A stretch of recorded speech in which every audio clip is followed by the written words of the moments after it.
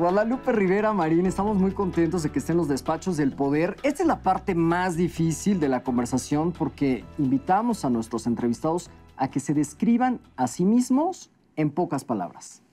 Bueno, yo me describo, en primer lugar, diciendo que soy hija de Diego Rivera y que eso me ha fastidiado la vida entera.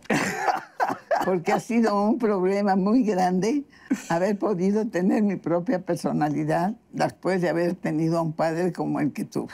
Por supuesto, porque a eso voy, Guadalupe. Abogada, historiadora, diplomática, jefa delegacional, diputada, senadora, escritora, además promotora del arte culinario, promotora.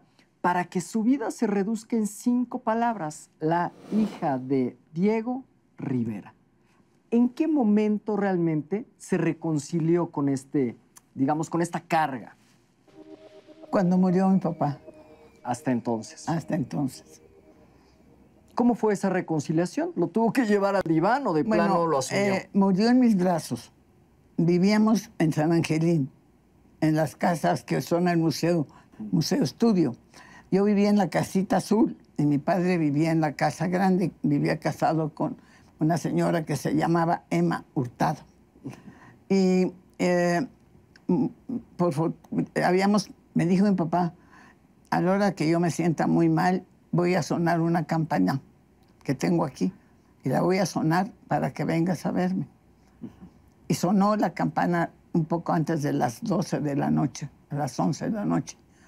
Y ya corrí, porque las casas estaban separadas, corrí, subí las escaleras y alcancé todavía a encontrarlo en el momento en que estaba muriendo. Que para mí fue pues la gran satisfacción de mi vida que mi padre haya muerto estando yo ahí. Guadalupe, ¿usted recuerda qué fue lo último que le dijo su padre antes de morir? Pues ya no fue ese día, ¿no? Porque ya él estaba muy enfermo en los días anteriores. Pero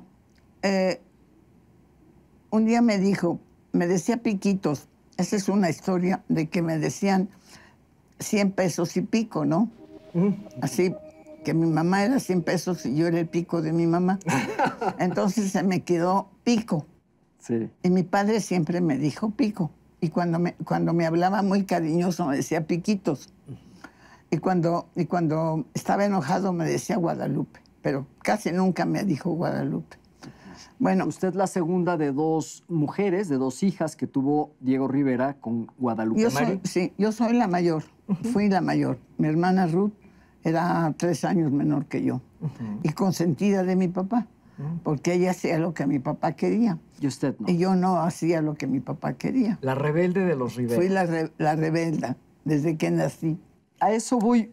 Con un poco de meticulosidad, uno encuentra en su biografía una serie de acontecimientos que pareciera que usted, a lo largo de su vida, hizo todo lo posible para apartarse de la figura de Diego Rivera.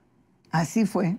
Su padre, afiliado al Partido Comunista, y usted, en los primeros años y en cuanto pudo, se afilió a las filas del PRI. Exactamente, exactamente. Digamos, un antagónico. ¿A qué debemos la rebeldía, Guadalupe?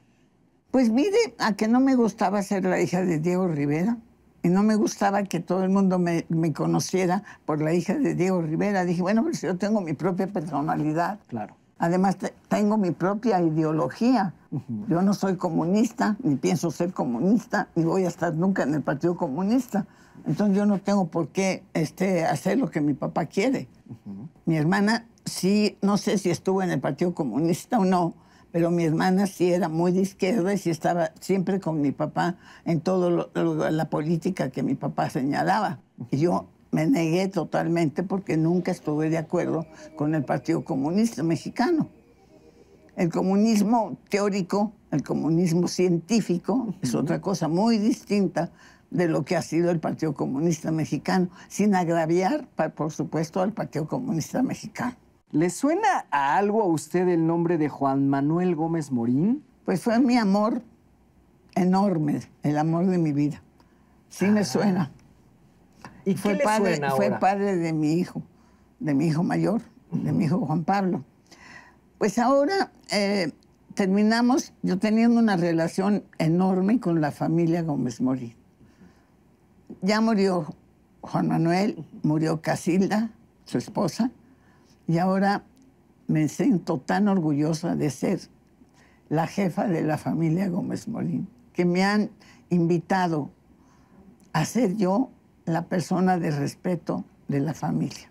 ¿Por qué se habla que hubo un amor prohibido entre ustedes dos? Pues sí, fue un amor prohibido, porque imagínense nada más, yo, mi padre enemigo a muerte de don Manuel, y don Manuel enemigo a muerte de mi papá, y nosotros dos enamorados, ¿no? Desde luego, el fundador del Partido Acción Nacional, ultraconservador, con Diego Rivera comunista, ultraliberal. Ultra todo. Ultra todo.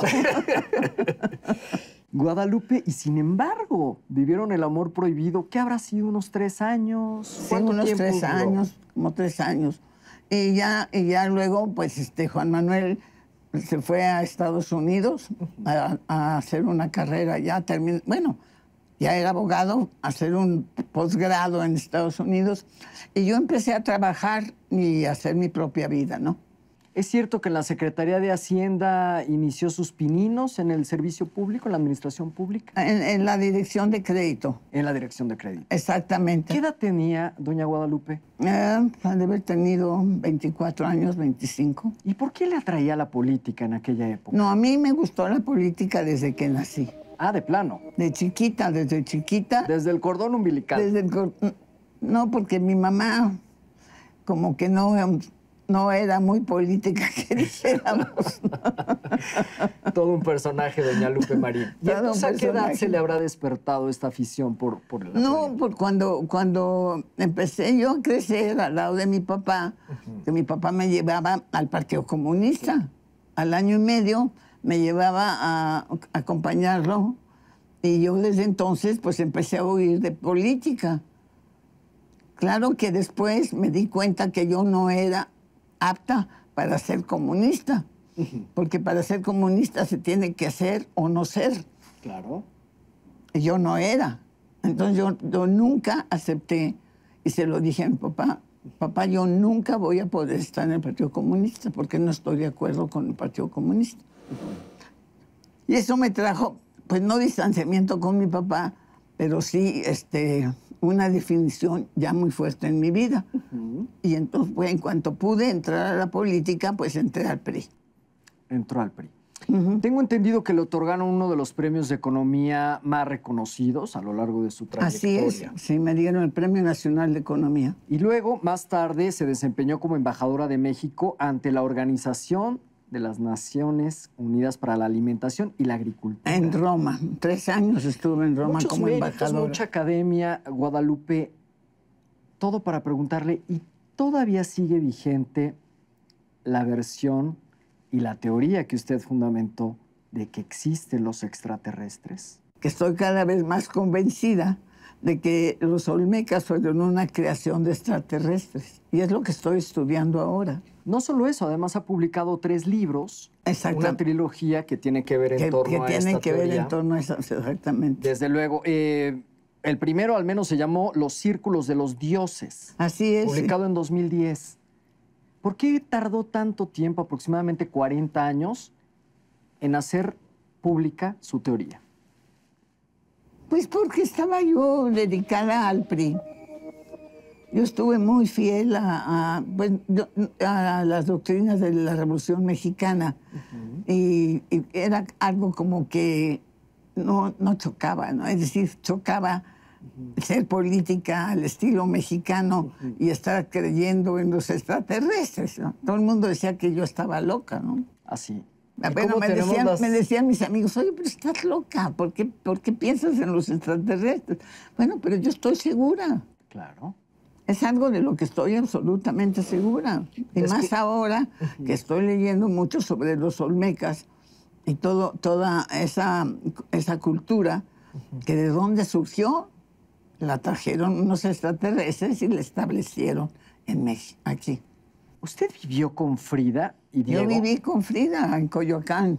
¿En qué época de su vida? Viví cuando me disgusté con mi mamá, y entonces me fui a vivir con mi papá a Coyoacán.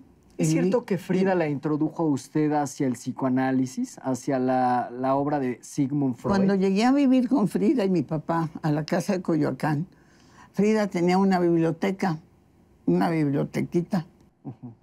Y un día acababa yo de llegar y la biblioteca estaba en la esquina de Londres y Allende, ¿no?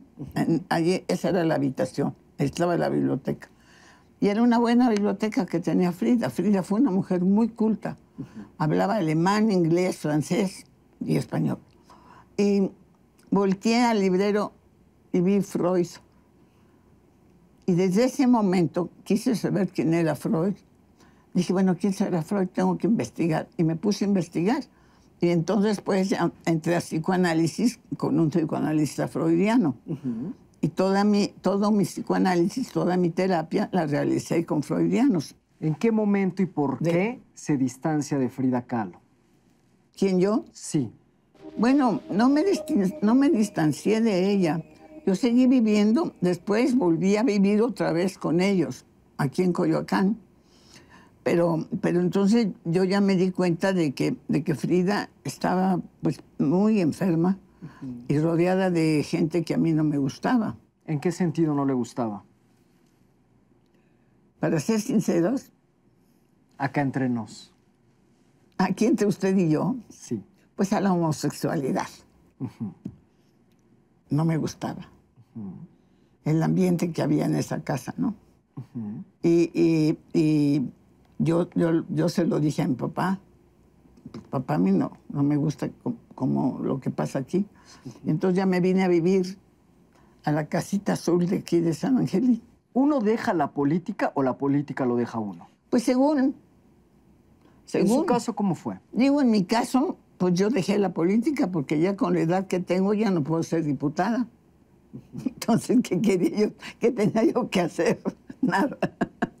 ¿Valió la pena todo lo dedicado, todo lo dejado, todo lo que... Valió una pena enorme mi vida.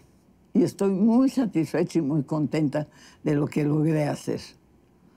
Son pocas mujeres. Hemos sido 3 veces diputada, senadora, embajadora.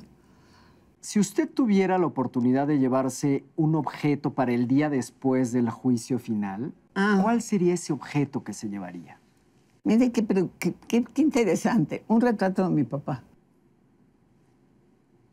¿Para qué? Para estarlo viendo y estar cerca de él. Lo quise muchísimo y lo sigo queriendo muchísimo. Y no ando ni en fiestas, ni en exposiciones, ni en nada, porque el amor verdadero no tiene por qué ostentarse. El amor verdadero se lleva en el corazón. Gracias, Guadalupe Marín, por esta entrevista para Los Despachos del Poder. Y gracias por haberme permitido hablar con tanta sinceridad de asuntos tan importantes en mi vida y que usted los conoce perfectamente bien. Se lo agradezco mucho. Gracias.